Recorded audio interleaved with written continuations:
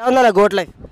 Goat life అనేది ఏంటంటే అంటే మనకి బయట చూస్తే వాళ్ళు చాలా తక్కువగా చూస్తాం కదా, వాళ్ళు ఎంత కష్టపడతారో మనకి. అంటే మీకు మటన్ చూస్తే మనకు తినాలని అనిపిస్తుంది. ఆ మటన్కి తయారవడానికి ఆడు ఎంత కష్టపడతాడో. పృథ్వీరాజ్ యాక్టింగ్ అయితే మాత్రం సూపర్, నిజంగా యాక్టింగ్ నెక్స్ట్ లెవెల్ ఉంది. అలాంటి చాలా బాగుంది, కొత్త స్టోరీ, ఏదో డిఫరెంట్గా ఉంది. నాకైతే ఏదో డిఫరెంట్గా వెళ్ళిపోయినట్టు అనిపించింది. పాన్ ఇండియా సినిమా అంటే ఈ రేంజ్లో ఉంటేనే అది పాన్ ఇండియా సినిమా.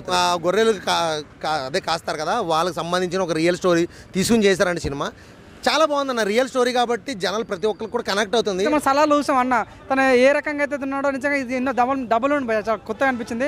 పృథ్వీరాజ్ కొత్తగా అనిపించింది ఏమో, అసలు కొత్తగా అనిపించలేదు నిజంగా. నేను ఈ రకంగా తన నుంచి ఎక్స్పెక్ట్ చేయలేదు, ఈ జోనర్ తను టచ్ చేస్తాను అనుకోలేదు. నిజంగా కొన్ని సీన్స్ అయితే నిజంగా అసలు ఈ రకంగా తీయొచ్చు అన్న ఫీలింగ్ అయితే వచ్చింది. గెటప్ అయితే పృథ్వీరాజ్ గారు అదిరిపోయింది. అసలు జనరల్గా ఏంటంటే జనరల్గా మన పలానా హీరో సినిమా చూసానుకుంటా అసలు తెలియని వాళ్ళు చూస్తే పృథ్వీరాజ్ గారు అని కూడా తెలియదు. ఆ గెటప్, ఆ మేక్ ఓవర్ అలా ఉంది. పృథ్వీరాజ్ యాక్టింగ్ అయితే మాత్రం సూపర్, నిజంగా యాక్టింగ్ నెక్స్ట్ లెవెల్ ఉంది. అండ్ స్క్రీన్ ప్లే కూడా చాలా బాగుంది. కొన్ని సీన్స్లో మనకి చాలా ఎమోషన్ అవుతాం అన్నమాట. ఇంకా బ్యాక్గ్రౌండ్ స్కోర్ కూడా ఆ ఎమోషన్ సీన్స్లో ఇచ్చిన బ్యాక్గ్రౌండ్ మనసుకు అతుక్కుపోద్ది అనమాట. సో అంత న్యాచురల్గా బ్యాక్గ్రౌండ్ అంటే చాలా సూపర్ అనమాట.